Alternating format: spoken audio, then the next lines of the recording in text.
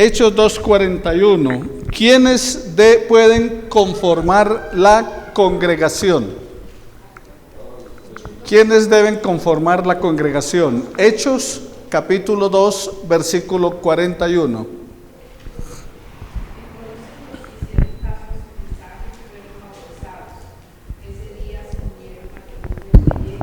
Más de 3.000 personas. Entonces la pregunta Esperanza es, ¿quiénes pueden conformar la congregación de acuerdo a ese pasaje?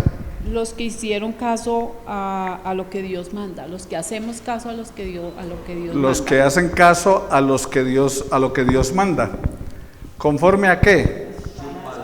A la palabra. Y una de las cosas que está mandando ahí, ¿cuál es? El bautismo. Así que si alguno de ustedes todavía no se ha bautizado, entonces hay que obedecer la palabra. Y alguno dirá, pero es que me bautizaron cuando niño. Pero eso no es el bautismo bíblico. Pero es que mi papá y mi mamá tenían mucha fe y por eso me bautizaron cuando niño. Sí, pero no es el bautismo bíblico. El bautismo bíblico es para los que, de acuerdo a ese texto, a los que creyeron. Dice, esa gente creyó y se bautizó. No simplemente, o sea, si una persona entra acá ahorita y me dice, pastor, yo quiero bautizarme. No, ¿por qué? Tengo que preguntarle por qué razón, qué es lo que cree.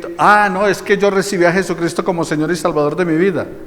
Bueno, eso ya es otra cosa. Pero el bautismo es ¿para quién? Para los que creen. Los que creyeron, le recibieron, entonces aquella gente ese día se bautizó. Entonces todos pueden formar parte del pueblo de Dios de acuerdo a lo que dice su palabra. Vamos a mirar en el mismo capítulo el versículo 44. Y si los que no han creído, los que no se han congregado, no han vuelto a nacer de nuevo, entonces ese bautizo que les hicieron no es válido.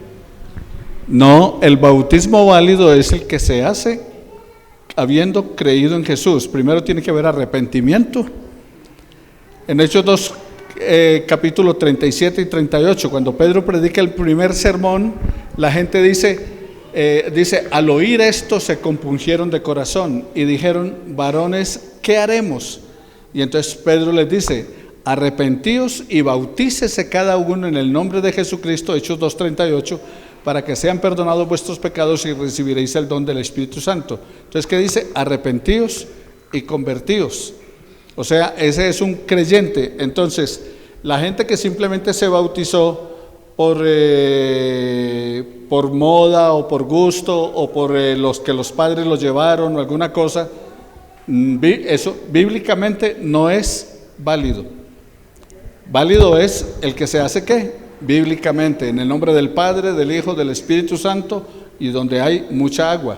Gloria Estela. Por inmersión. Conocí un caso que en la anterior iglesia que me congregaba, hubo una señora muy creyente, muy buscadora de Cristo. Su fe era pues admirable, pero ningún pastor la bautizaba. Entonces yo una vez, yo soy muy preguntona y ya se han dado cuenta.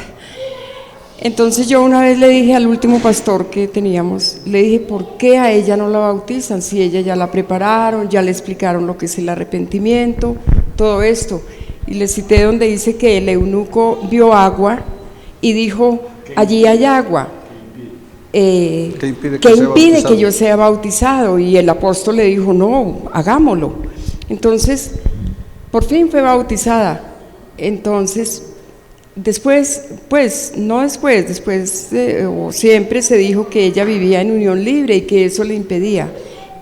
¿Puede que eso le impida realmente? ¿Qué dice la Biblia? O sea, no que digo yo, no, sino la ni palabra. qué dicen las iglesias, sino qué dice la palabra. ¿Hay algún texto en la palabra que diga que una persona que esté en unión libre no se puede bautizar? ¿Pueden mostrármelo el texto? Entonces, si no me puede mostrar un texto en la Biblia que diga eso, Ahora, una cosa es, una pregunta, de los que están acá, ¿cuántos se han bautizado después de niños y todo? Bueno, la mayoría. Ok. Pregunta, sí, sinceramente, o sea, de corazón, pregunta, ¿ustedes no volvieron a pecar? Claro, claro. ¿Sí? Entonces perdí mi tiempo. ¿Cómo son de pecadores ustedes sola? ¿Verdad? Pues uno, Mire, claro. yo también.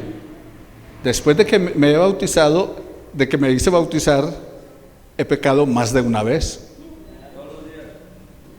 Es que el problema, entonces, ¿cuál es la diferencia entre nosotros que hemos mentido y el que vive en unión libre? Ninguna. En Pecado es pecado. cuanto a pecado. Es pecado. Entonces, el asunto es ese, es que el bautismo no quita el pecado. El que quita el pecado es la sangre de Jesucristo derramada en la cruz por nosotros. Ahora, ¿qué hago con una persona así? Yo la bautizo, pero le enseño cómo debe vivir en santidad, cómo debe vivir para el Señor. Lo que hago con ustedes y lo que hago con mi vida. O sea, todos los días estamos aprendiendo ¿a qué? A no pecar, a no fallarle al Señor. Eso es lo que procuramos, ¿qué? No fallarle a nuestro Dios. Pero no es que el requisito es este, el requisito es este, el requisito es aquel. No, nosotros hemos puesto cargas a la gente que ni nosotros llevamos. O sea, los líderes religiosos somos expertos en eso, en cargar a la gente con cosas que no tienen que ver con la palabra. Yo procuro ir a la palabra, y si la palabra lo dice, eso se lo digo a ustedes, y ya ustedes verán si lo aceptan o no, si lo aplican o no, pero mi deber es ¿qué? Enseñarles lo que está en la palabra. Lo que pasa es que los hombres hemos puesto muchos requisitos y muchas cosas, pero sí hay un deber suyo y mío, y es vivir en santidad, porque sin santidad nadie verá al Señor. Eso sí es un hecho. Muy bien, entonces, ¿alguna otra pregunta al respecto? Bueno, vamos a tener un estudio sobre el bautismo y entonces qué es, qué significa, cómo se hace, para quién, si usted debe volverlo a repetir o no lo debe repetir, etcétera, etcétera, pero más adelante. Ahorita vamos entonces a Hechos 11:26. 2:44. ¿Cuál es el beneficio de congregarse? Hechos 2:44. Los creyentes permanecían unidos y compartían sus bienes. Ajá. ¿Cuál es el beneficio de congregarse? La unidad.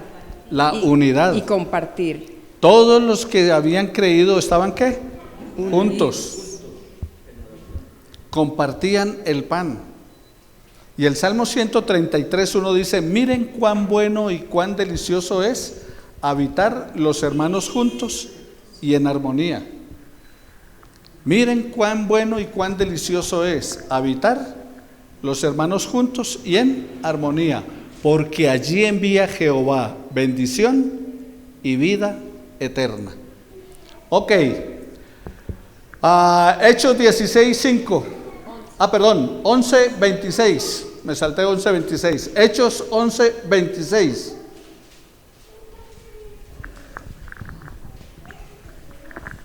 Lorena. Hechos 11:26.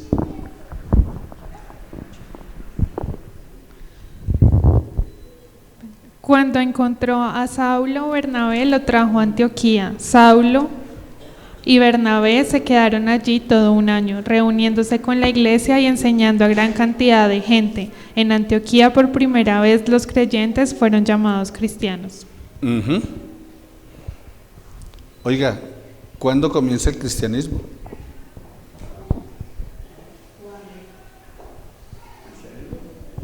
Cuando se reúnen los apóstoles, cuando vino el Espíritu Santo sobre el aposento alto y los tomó, y Pedro empieza a predicar la palabra. O sea, allí comienza la iglesia. Sí, comienza la iglesia Eso, con los pero apóstoles. ¿cuándo se les llama a ellos cristianos?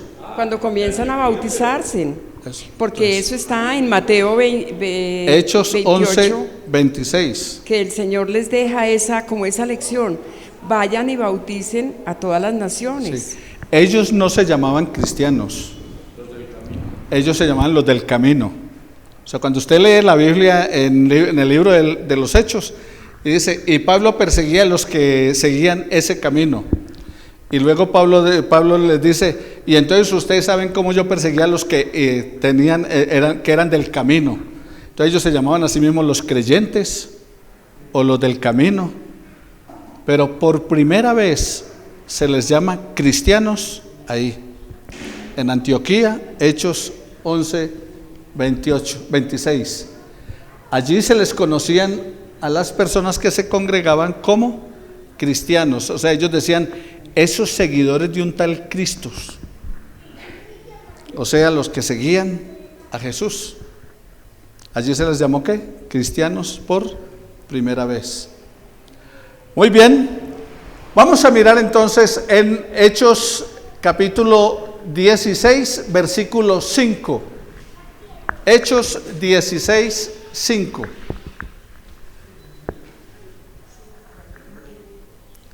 ¿Uno que no haya leído? De manera que las iglesias se fortalecían en la fe y crecían cada día. Entonces, según Hechos 16:5, ¿qué características tienen los que conforman la iglesia? Que se fortalecían y tenían fe. O sea, eran gente de fe. Era gente de fe. La palabra del Señor dice, sin fe es, Hebreos 11:6, imposible agradar a Dios. Sin fe. O sea, que la iglesia está compuesta por gente de fe. Poca o mucha, pero está compuesta por gente de fe. Eso somos, gente de fe. Esa es una característica que tienen los que conforman la iglesia. ¿Hay alguna otra característica allí en el texto? ¿Qué otra característica tenía? Las iglesias crecían cada día.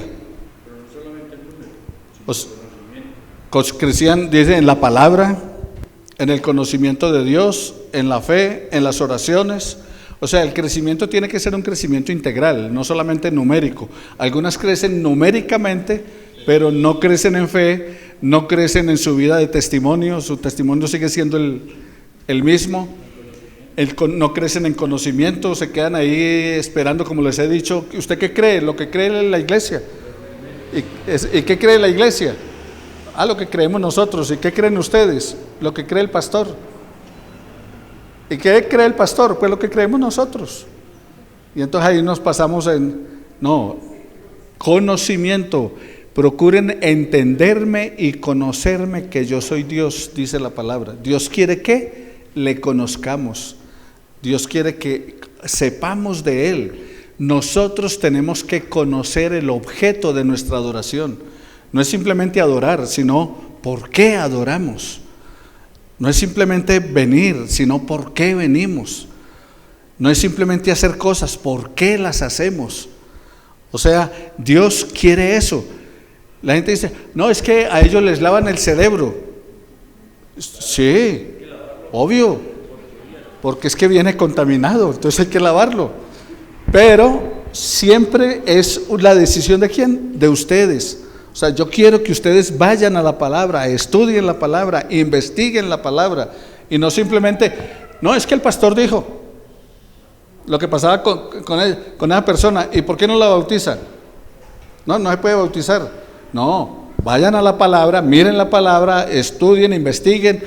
Bueno, por esta causa, mire, usted no se debe bautizar por esto. ¿Por qué? Porque no ha creído. Pues que yo creo. Entonces venga, la bañamos. Que no hay ningún problema. ¿Por qué? Porque es mandato del Señor. Imagínense, Dios manda, da una orden y nosotros la incumplimos porque nosotros le ponemos condiciones a la gente. Alguien me dijo que por qué yo intervenía de esa forma. Yo dije, sencillamente estoy trayendo la palabra al pastor. Él toma la decisión. Él es la cabeza de este grupo. Él debe tomar las decisiones pertinentes. Claro. Yo sencillamente estoy leyendo la palabra. Entonces no me puede decir, no lo hago. Este señor, el eunuco dijo, allí hay agua, ¿qué me impide que sea bautizado? Eso es una verdad. Sí, había que decirle, no, usted no se puede porque usted es eunuco.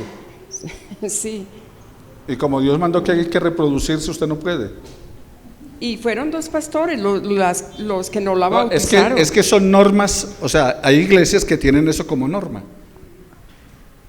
Yo tengo como norma lo que dice la palabra. Si la palabra me dice que no, no. Por ejemplo, yo no bautizo a uno que no crea. ¿Por qué? Porque la palabra me dice que es para el que cree. Entonces, no, que yo quiero bautizarme, ¿por qué? No, porque es que me dijeron que hay que bautizarse. Sí, pero ¿y usted cree? Ah, no, pero yo me quiero bautizar. No, porque no cree. Entonces, ¿por qué? Porque el bautismo es para el que cree. Entonces, las cosas de la palabra, las cosas de la escritura no son negociables. Las órdenes de Dios son para obedecer. Los mandatos del Señor no es por si de pronto, por si me parece, o hoy amanecí de buen genio, o quiero, no. Las cosas del Señor son para obedecer. ¿En qué se complace Dios? En que le obedezcamos. Es eso, es obedecer, obedecer. Como les decía en una ocasión, que pasando por una vitrina vi un letrero, y el letrero decía, se busca empleada de medio tiempo, que aunque no sepa hacer nada, pero que obedezca.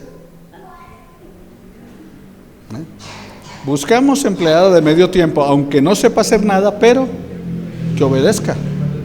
Entonces, si obedece, es importante. ¿Por qué? Porque puede aprender, porque puede hacer otras cosas, pero si no obedece, no importa que sepa de todo. Entonces le dicen, haga sopa de plátano, y ella va y hace frijoles. No obedeció. Pero es que un pastor siempre tiene que regirse, si va a predicar, tiene que regirse en la palabra. Claro. El problema es que algunos toman la palabra y lamentablemente, aunque seamos pastores o algo, algunos no investigamos la palabra. Solo leemos o repetimos lo que la misión, los líderes dijeron, o lo que hizo determinada iglesia. Entonces, pero hay que ir ¿a qué? A la fuente, y la fuente es la palabra. Romanos 16:5.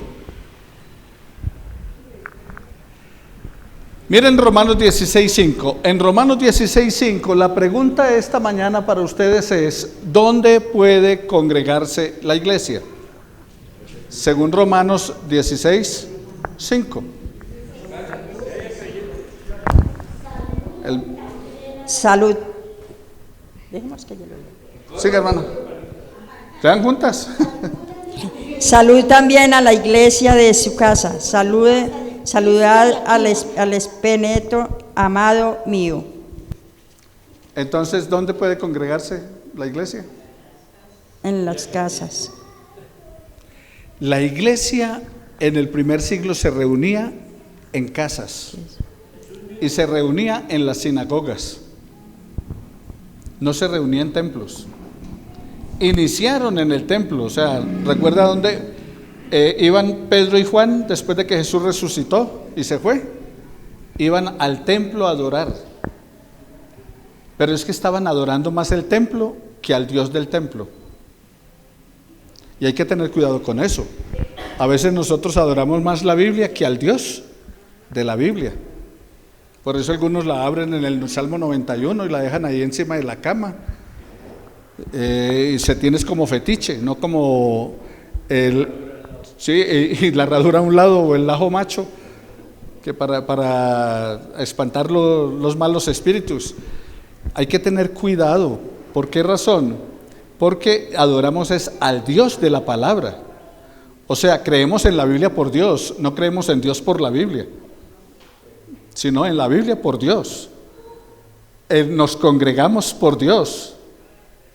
No es que nosotros nos congregamos y Dios viene. No, es que es por Él que nos vinimos, que vinimos y estamos acá. Entonces, esas son las cosas que tenemos que mirar, ¿qué? A la luz de la palabra. Entonces, ¿vamos a dónde? A la palabra, porque la palabra es la que instruye. Gloria Estela.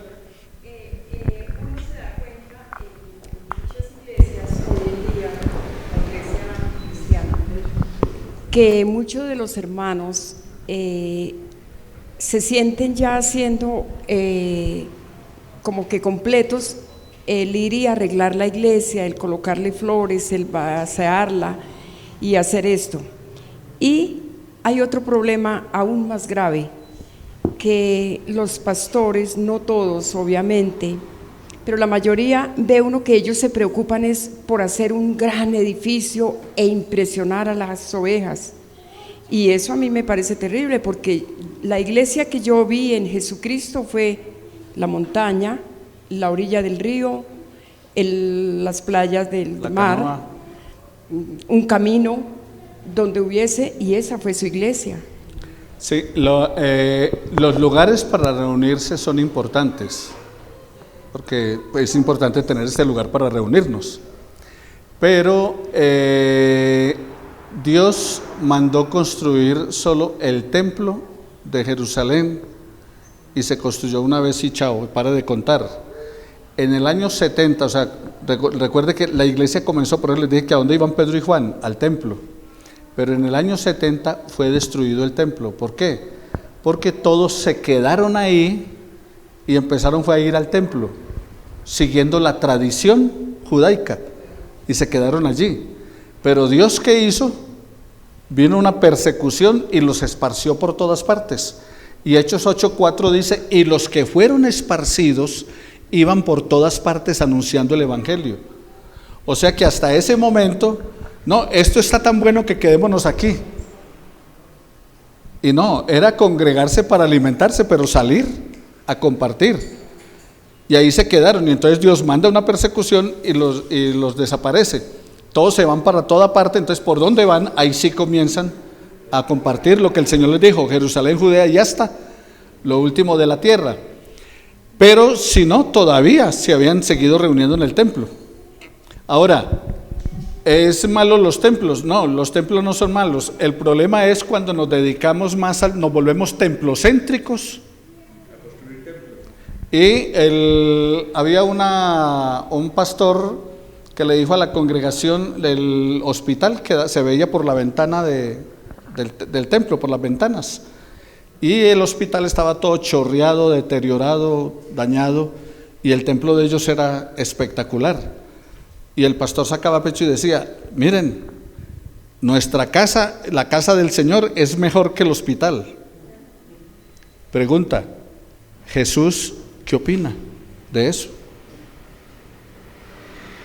¿Le agradaría más a Jesús que el templo estuviera 1A perfecto y el hospital destruido? Entonces, ¿eso es cambiar qué? Los valores.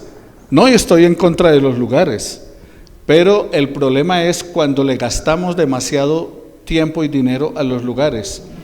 Hay un templo que construyeron en Estados Unidos, que es un templo de cristal. Eso costó, la catedral de cristal, eso costó una millonada, pero brutal. Y el pastor era énfasis semanalmente: levantemos el templo, el mejor, y fue el mejor templo construido por el hombre en su momento. Sin embargo, la iglesia se vino a pique, y ¿sabe quién compró ese edificio? La Iglesia Católica.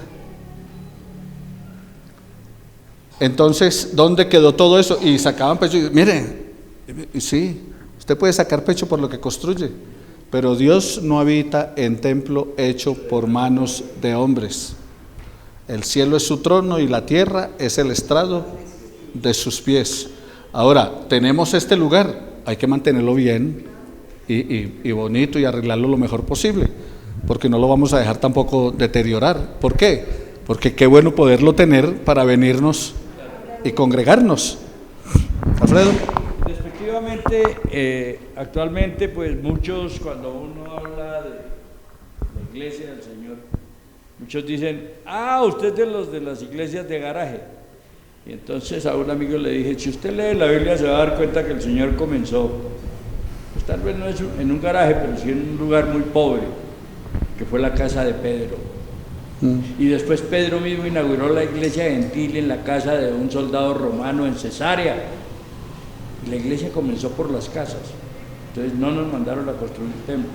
Y si es un garaje, pero está bien arreglado, si predica la palabra de Dios, es santo, se santifica. Porque esa ha sido como la manera de evaluar, de limitar. Pero en su sabiduría Dios estableció que ahora nosotros somos el templo del Espíritu Santo. Amén. ya no habita en un lugar. El templo no es el edificio, somos nosotros. Pastor, pero es que solo en la Biblia no se refleja Dios. Dios se refleja en todas partes, en la naturaleza. Si yo voy al campo, yo allá puedo orar también. Yo puedo orar en cualquier lugar. Es que la presencia de Dios está en todo lugar y donde usted le busque, le va a hallar. Donde le busque. Ahora, lo importante no es el lugar. La palabra del Señor dice, donde estén 2 o 3 reunidos en mi nombre, estoy en medio de ellos. Entonces, si estamos reunidos en su nombre, Él está. Así que cuando tenemos una reunión en una casa, ahí está Dios. Y cuando venimos acá, aquí está Dios. Pero cuando nos vamos, Dios se va con nosotros. Él no se queda aquí. Toda la semana esto estaba vacío, Él no se queda aquí cuidando a ver que no se vayan a entrar. No, Dios se va con su iglesia. O sea, se va con nosotros y está donde estemos nosotros. Muy bien, así que les invito a que abran su casa para tener grupos de estudio bíblico, para que la gente inviten vecinos, amigos, conocidos a que estudien la Biblia. Hablé con mi esposa esta semana por la cuestión del paro. Los vecinos comenzaron a gritar, tocaron las sirenas y que salgan, que se nos van a meter. Y entonces por solidaridad nosotros salimos y bajamos por solidaridad con la gente. Y mucha gente se movió y todo, y yo aproveché ahí para decirle a la gente pues que se calmara, que tranquilos, que el miedo se alimenta del miedo. El miedo comienza a crecer y entonces eso contribuye a más desorden. Y le dije a mi esposa cuando subí, le dije, así como convocaron a todos los vecinos a todo eso, vamos a hacer una cosa.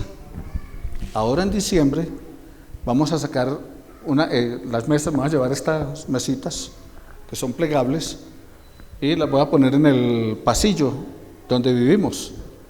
Y voy a colocar allí galletitas, cositas, comida, y voy a invitar a los vecinos para que vengan a comer allí. Así como los invitaron, los voy a invitar, pero ahí. ¿Y qué voy a hacer ahí? Compartirles del Señor. Entonces, ¿dónde? En la casa. Entonces, para que no se sientan incómodos invitándolos al apartamento, ahí en el pasillo les voy a armar, a un lado de los ascensores, les voy a armar la mesita con galletas y le voy a repartir a cada uno un papelito por debajo de la puerta. Vengan a comer galletitas, a tener compañerismo, así como salimos ese día con palos y todo, ahora vengan sin palos y sin garrotes, sin nada. Vengan a comerse una galleta. Sí, pero eso fue la histeria colectiva del miedo, la gente se alimenta del miedo, entonces hay que tener cuidado también con eso, porque uno termina siendo idiota útil de los demás, de los que quieren hacer su agosto, como dicen popularmente. Entonces la iglesia puede congregarse ¿dónde? En cualquier lugar. En este momento nosotros, en la denominación que pertenecemos, el pueblo bautista, tenemos en este momento gente congregándose debajo de un árbol, gente en chozas. Voy a pasarles un collage de las iglesias que tenemos en diferentes lugares que ustedes están apoyando cuando ustedes ofrendan y diezman, apoyan parte de este trabajo para que miren dónde nos congregamos. En Mitú empezamos obra hace poco y la iglesia es en un terreno de tierra y levantado un ranchito ahí de paja. Ahí se congrega la iglesia. Tenemos otros debajo de un árbol. Teníamos una iglesia en Barranquilla que se llamaba la iglesia del parque, donde cada persona llevaba el taburete de la casa y se sentaba en el parque. Y ahí teníamos la iglesia de la carpa. O sea, la iglesia, recuerden lo que vimos cuando estudiamos acerca de la iglesia somos nosotros. Muy bien, segunda de Timoteo 2:22. Desordenadas que les complazcan a los jóvenes. Esfuérzate por seguir una vida de rectitud, por tener fe, amor, paz, junto con la gente que tiene corazón puro, que ha confiado en el Señor. Muy bien, entonces, ¿qué deben buscar los que se congregan? De acuerdo al texto. Paz. Amor, gozo, paz. Fe. Justicia, amor, gozo, fe, paz. Mire, es que nos congregamos es para eso. No nos congregamos Exacto, para para- despedazarnos los unos a los otros. No nos congregamos para criticar. Nos congregamos para disfrutar de la comunión entre nosotros. Debemos aprender eso, a disfrutar de la comunión entre nosotros. Comían juntos con alegría, compartían el pan. O sea, debemos congregarnos para eso, para disfrutar, no simplemente congregarnos para qué, para atacar al otro, criticar al otro, o que este no vino, o que este vino mal vestido, o que este vino todavía con las lagañas en los ojos. No, venimos para adorar al Señor. Hay un coro que cantábamos hace tiempo que decía: yo no sé a lo que tú has venido, pero yo vine a adorar a Dios. Entonces sí, vengamos a qué, a adorar y a gozarnos en el Señor. Primera de Pedro 2:5. ¿Cómo puedo ser edificado al congregarme? Primera de Pedro 2:5. Piedras vivas que Dios utiliza para construir un templo espiritual. Ustedes sirven a Dios en ese templo como sacerdotes santos y por medio de Jesucristo ofrecen sacrificios espirituales y agradables a Dios. Entonces, ¿cómo puedo ser edificado al congregarme? De acuerdo a lo que dice el texto. Piedra viva. Somos como piedras vivas. O sea, un edificio se compone de muchos ladrillos. En esa época no había ladrillos sino piedras, entonces ponían piedra sobre piedra y levantaban el edificio. Pero aquí habla del templo espiritual. Templo espiritual, exacto. Pero ¿cómo entonces puedo ser edificado al congregarme? Un templo, ¿somos templos qué? Espirituales. ¿Qué más encuentra allí en el pasaje? Cuando tomamos la palabra, cuando el Señor nos da la palabra, estamos con el Espíritu Santo. El Espíritu Santo nos va revelando y ahí somos sacerdotes, cuando podemos enseñar un pequeño versículo o dar una palabra y dar una explicación que el pueblo, que la oveja entienda. ¿Qué es el mensaje que Dios permite que demos? Vamos a escucharlo en la versión Reina Valera. Primera de Pedro 2:5. Dice así: vosotros también como piedras vivas, sed edificados como casa espiritual y sacerdocio santo para ofrecer sacrificios espirituales aceptables a Dios por medio de Jesucristo. Entonces, otro de los que no ha hablado, ¿cómo puedo ser edificado al congregarme? De acuerdo a este texto. Sacrificios, pero ¿qué tipo de sacrificio? ¿Matamos un buey? Sacrificios espirituales. Correcto, sacrificios espirituales. Porque algunos se van a Monserrate a pie o de rodillas, otros se flagelan en Semana Santa y son de sacrificios, pero ¿eso es válido? No sirve para nada. Sacrificios espirituales. ¿Qué otra cosa dice que somos? Casa espiritual. Pero ¿qué otra cosa, aparte de casa espiritual, qué otra cosa dice que somos? Sacerdocio santo. ¿Cuál es la tarea sacerdotal?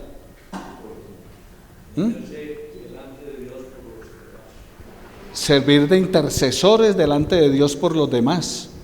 Entonces, ¿qué debemos hacer nosotros? Por ejemplo, en esta situación que vive Bogotá y Colombia, ser intercesores, Claro. como dice Ezequiel 22:30, y busqué quien hiciese vallado y se pusiese delante de mí a favor de la tierra para que yo no la destruyese, y no lo hallé. O sea, Dios buscó quien estuviera de intercesor para parar el asunto, como Abraham, Moisés, Pablo, y dice, no lo hallé. Entonces, ¿qué debemos hacer nosotros? Interceder. Interceder, claro, ante Interceder. Dios es el justo. Mire, la posición nuestra no es ni a favor de unos, Ni a favor del ni a otro. favor de otros, ni en contra de unos, ni en contra de otros, sino intercesores. Intercesor. Dios, ten misericordia de nuestro país. Dios, ten misericordia de nuestra ciudad. Ten compasión de la gente. por las redes sociales se ha hablado mucho y a mí me llegó una cantidad de mensajes donde citan a Ezequiel 11, donde habla de las ollas, donde habla por la cuestión del cacerolazo. Entonces a mí me quedaron muchas respuestas. O sea, es una locura porque uno manda una cosa al otro otra y pues uno las lee porque pues están citando la palabra de Dios, entonces pues Sí. pues algo Ese es el problema de la gente que coge la palabra del Señor y empieza a torcerla para presentar la situación. Entonces cuando habla de las ollas, allí el profeta, entonces, ay, mira el cacerolazo, no tiene que ver nada con, no tiene nada que ver con eso, está totalmente aparte del asunto. Muy bien, vamos a orar al Señor para cerrar nuestro estudio en esta mañana y continuaremos la próxima semana. Esperanza, da gracias al Señor por el estudio de esta mañana. Diste la oportunidad de recibir tu palabra, de aprender que contigo tenemos todo, Señor. Que si nosotros pasamos por momentos difíciles, tú nos has enseñado que lo que tenemos que hacer es orar. En el momento de todo este problema que tenemos en nuestro país, lo que tenemos que nosotros hacer es orar y confiar en ti, Señor. Que tú seas el que pone en el corazón de cada uno de nosotros cómo seguir adelante, Señor, cómo ayudar para que este problema sea solucionado. Y eso lo entendemos que es con oración, Señor. Gracias, Señor, por tu palabra. Gracias, Señor, por este lugar, porque aquí somos edificados y entendemos muchas cosas que tenemos en nuestra mente confundidas, pero tú aquí llegamos y no sé por qué, tú nos estás dando enseñanza para que estas cosas sean resueltas. Gracias, Señor, por tu amor y por tu comprensión para cada uno de nosotros. En tu nombre santo he orado. Amén. Vamos a ponernos...